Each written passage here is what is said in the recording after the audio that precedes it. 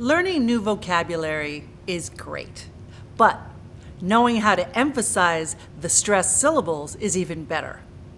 My name is Jill Diamond, and I'm the president and founder of Lenartco. By watching this lesson on rhythm, you're going to learn about the difference between stressed and unstressed syllables, and it's going to help you to sound more native-like in your speech. Today we're going to talk about rhythm.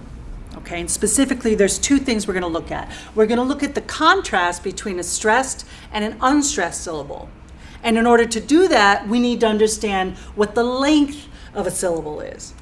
So my first question to you is, what is a syllable? Syllable is how we divide the words to pronounce better, Yes. to put a special accent Okay, when we good. need to pronounce in different way. Okay, good. But So I'm going to stop you there because the key word that you used is divide. How do we divide a word? And that means a syllable is a unit of sound that contains one vowel sound. That's what makes a syllable. Now, then we get into stress, syllable stress. What is syllable stress? That's where we put the accent. So my next question is, what do we do on the stressed syllable of a word? We need to try to effort our voice to pronounce longer or shorter, but with a special accent in this syllable. Okay. To put the word more understandable for others. That's where we start to get into the contrast between what's stressed and what's unstressed.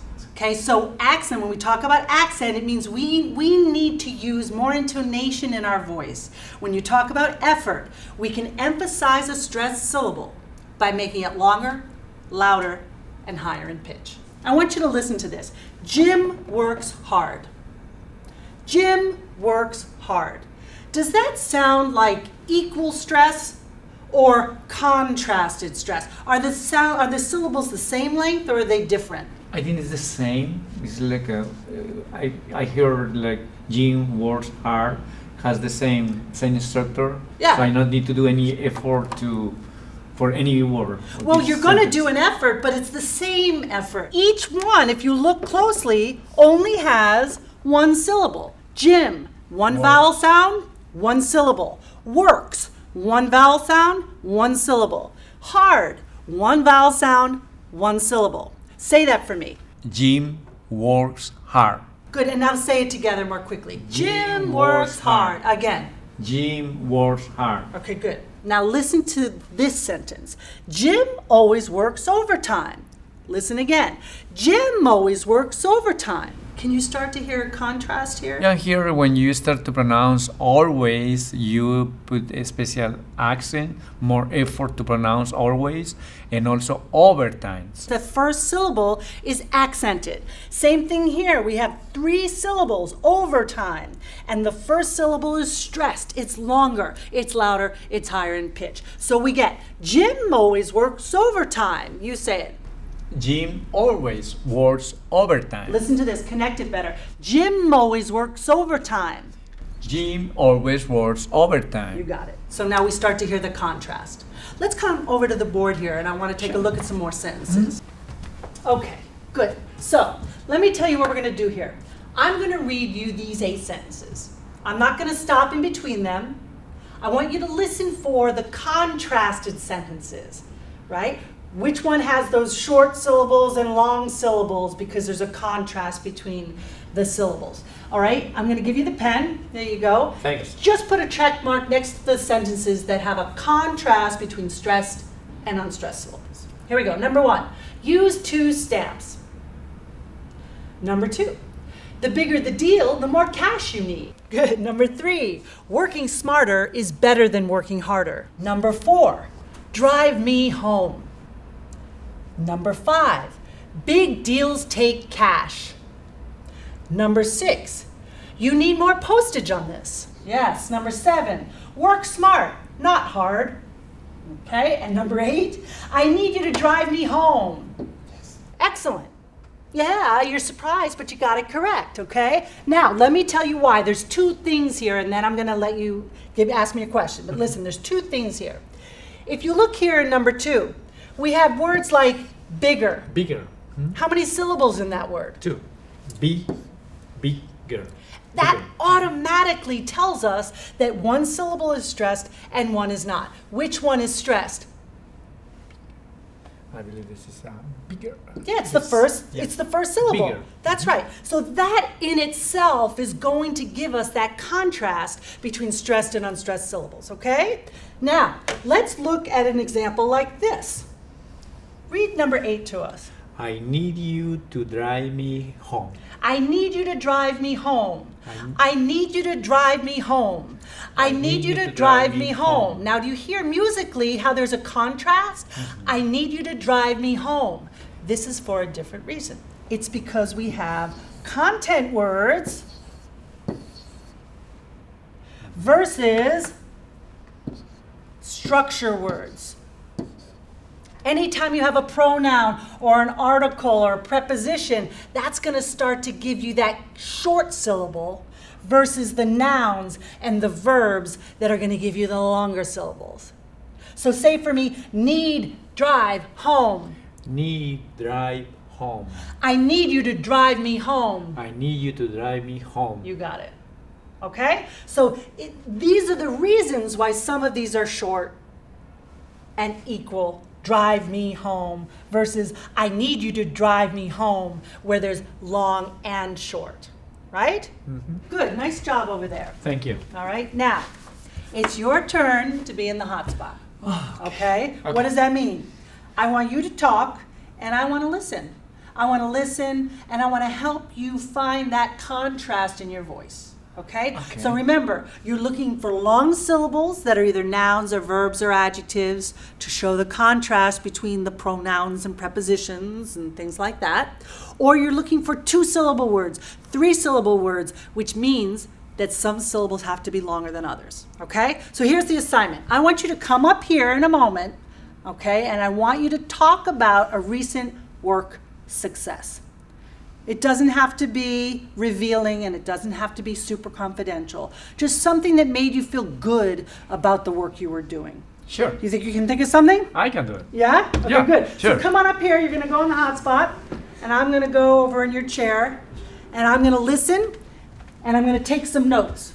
It doesn't have to be long, okay, Johnny? I just want to hear that you're thinking and you're applying this notion of contrasted syllables. Okay? Sure. All right, good. Go ahead. Yesterday, I had bigger surprise in my team meeting. They were ready with all things planning to be or to do during the all following weeks. Okay, good. Wait one there for 1 second. Let me interject, okay? So you said for me, they were ready with all the planning. Say that for me. They were ready with all planning. Right, so that some of your syllables are long and some are short. They were ready. They surprised me, right? Tell me that again. They were ready. They surprised me. That's right, right? So right there, you're making your voice longer, you're making the syllable longer, you're making it a little louder, and you're making it a little higher in pitch, right? Yes. Okay, good. Tell me a little bit more. They gave me another bigger surprise. They were ready with all of the information and to be ready for the next following weeks. Okay, good. Now hold on there for a second. I want you to say for me another big surprise. Another big surprise. Right, okay? Another big surprise. They gave me another big surprise. They gave me another big surprise. Good, but the word another is important, but they gave me another big surprise. They gave me another big surprise. Yeah, good, right? So you hear that contrast between the stressed words and the unstressed Yes. syllables, right? Okay, good. Want to tell me more? When I start to planning with them, the next following task that we're supposed to do that. Now hold on, what's happening right now is everything is going very fast, so there's nothing that's long. There's nothing that's long, okay? So you have to make sure you throw in long syllables and not just go really fast. Tell me again, another thing, what's another thing that happened? Another surprise that I had was they were ready with all plans that to be to complete it during the next following weeks. Good. And I was so excited about that. Good. And the thing I did was invite all of them for the lunch time. Okay. And we had we went to the restaurant, we had very good food. Okay. And we really enjoyed the music that they had. was a very good time together. Good. Now this is much better. This is much better because what you're doing now is you're showing me the contrast. You tend to speak quickly, and we don't want to just hear the speed all the time. There has to be some kind of syllable that stands out. Okay. Right? Mm-hmm. So there has to be something that stands out, and that's what you started to do. Okay. Thank Right? you. Know what I'm talking about? Yes, yes. And you can feel that, right? I feel that when I need to put a special accent in my words Right. to be more understandable for others. That's right. And it's not just on the words, it's on syllables. Syllables, Right? yes. So it's both. All right, good. Johnny, come on back to your seat here. Sure. All right. And let me just say this, okay?